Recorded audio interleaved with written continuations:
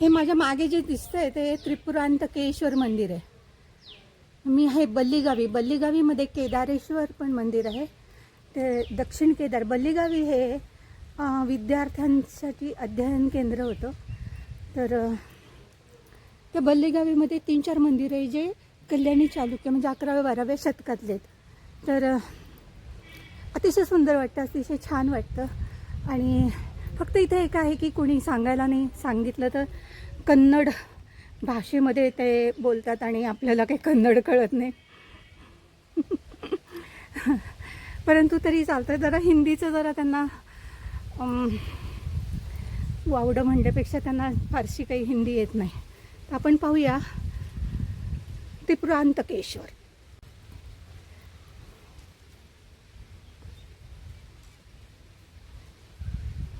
हे काही मिथुन दृश्य इथे दाखवलेली आहेत. अजून आपल्याला मंदिराच्या आत प्रवेश करायचा आहे. हे मैथुन दृश्य आणि इथे नर्तक रतिमदन आणि इथे मगरीवर स्वार असलेलं माकड दाखवलेलं आहे आणि 2 एडक्याच्या मध्ये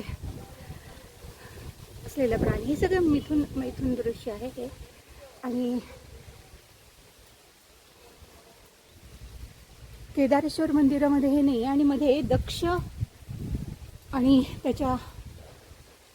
त्याची पत्नी यांचं पण चित्र कोरलेलं आहे. मी बल्लेगावीला पाहिलं ना, हे सगळ्यांनी असं हे इतकं खराब करून ठेवलेलं. खूप सुंदर हे खांब आहे. हे भारवाहक म्हणतात त्यांना.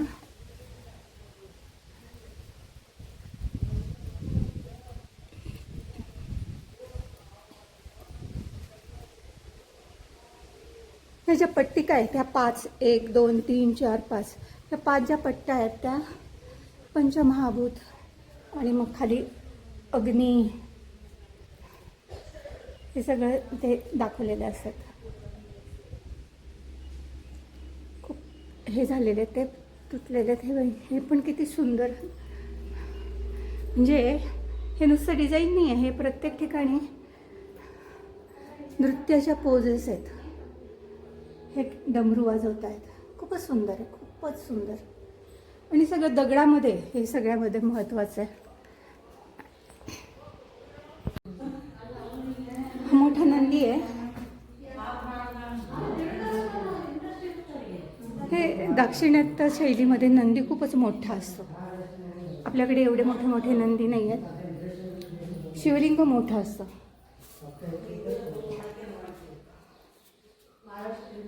या देवी आहेत पण यांचं इथलं खंडित झालेलं आहे. पण किती सुंदर मूर्ती आहे ही, खूपच सुंदर एकदम.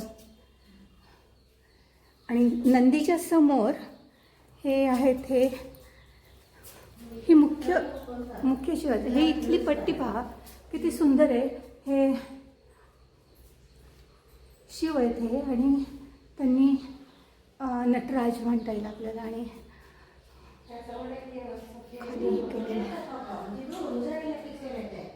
इकडे गणपती आहे आणि तिकडे कार्तिकी आहेत. एक बाजूला गणपती, एका बाजूला कार्तिकी आहे. गजासूर वगैरे त्याचा वध केलेला आहे.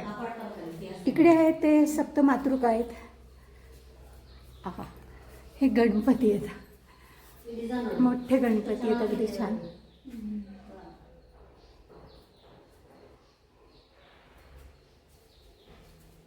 सप्तमातृका नाही आहेत ह्या. नाही सप्तमातृकाच आहेत. सप्तमातृका आहेत. मला ती चामुंडा आहे आणि तिचं पोट आहे ना आतमध्ये गेलेलं आहे. चामुंडा.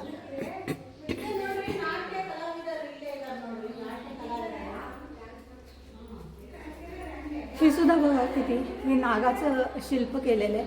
पण ते नाग असं एकात एक आणि खाली एक नाग. हे दगडात करणं किती अवघड आहे.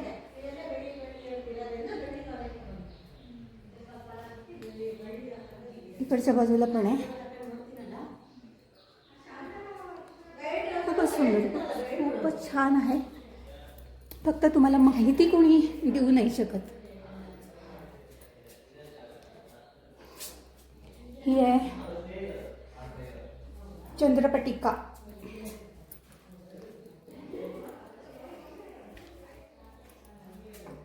आणि हे शिव आहेत. अंतकेश्वर आहे आणि इकडच्या बाजूला जे आहेत मला वाटलं तो विष्णू आहे. हां, हातात शंख आहे म्हणजे हे विष्णू आहे. इथे देवी नाही आहेत. बाजूला अजून एक मंदिर आहे.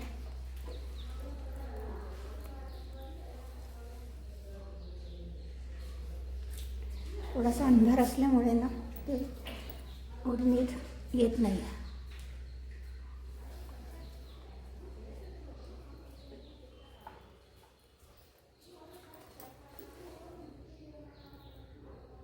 खाली नाग आहे.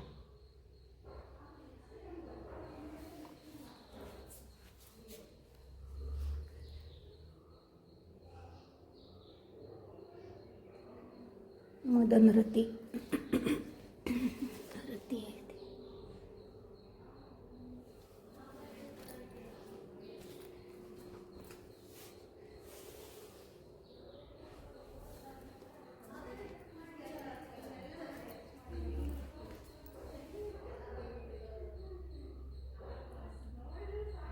वराह आहे.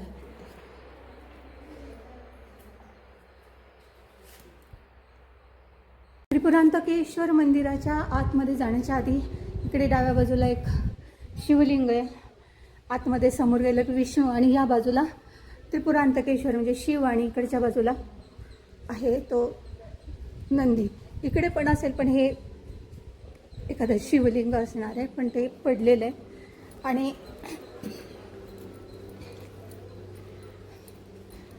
समोरच्या बाजूला एक स्ट्रक्चर आहे, ते मंदिर नाही आहे. आणि या बाजूला जे आहेत हे मिथुन शिल्प कोरलेले आहेत.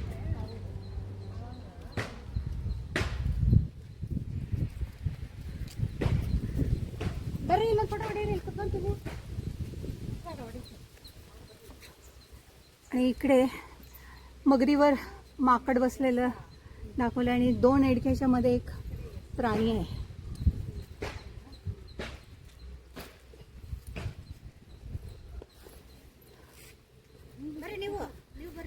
केदारेश्वर मंदिर आहे ना त्याच्यापेक्षा हे थोडं लहान मंदिर आहे. केदारेश्वर अतिशय मोठं मंदिर आहे. इकडे पण एक पट्टिका आहे, गायन वादन करणारे आणि युद्धाची पण आहे. नाग आहे. आजूबाजूचा परिसर आहे. ह्याला वरचं छत नाही. केदारेश्वर मंदिराला वरचा कळस होता, या बाजूला नाही. आणि कुठेही तुम्हाला जे देवकोष्टक आहेत त्याच्यामध्ये मूर्त्या नाही आहेत.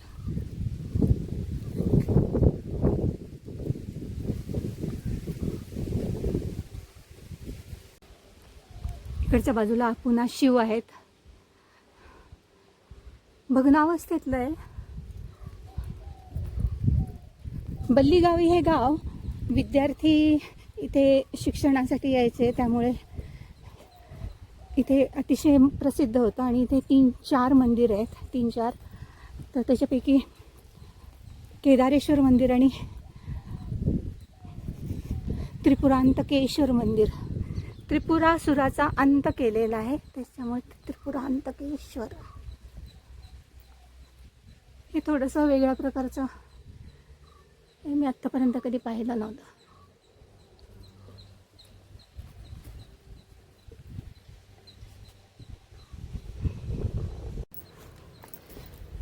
हे एखादं सभागृह असल्यासारखं आहे.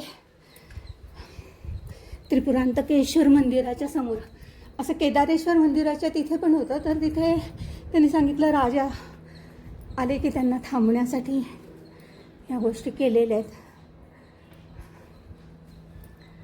त्यामुळे हे मंदिर नाही आहे, मंदिराच्या समोरच्या बाजूला त्यांनी एक बनवलेलं आहे. जितकी त्रोटक माहिती देता येईल तेवढी त्रोटक माहिती दिलेली आहे. म्हणजे अक्षरशः 5-6 ओळीमध्ये, आणि कोणी इथे सांगायला पण नाही आहे.